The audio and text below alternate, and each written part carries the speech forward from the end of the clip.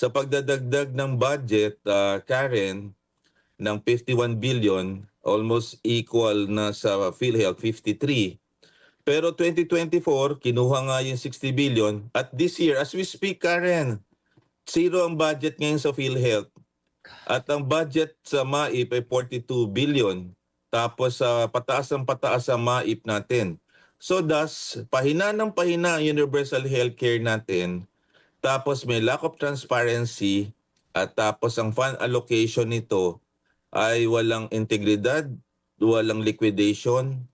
Ito ang sinasabi nating sa aking ay talagang magbabiolate ito ng mga legal, I would say, mga legal implications ito at hindi natin alam kung pwede tayong mag-alay muli sa Supreme Court ng pag-challenge dito. At ang pinakamahalaga, sinisira Karen ito ang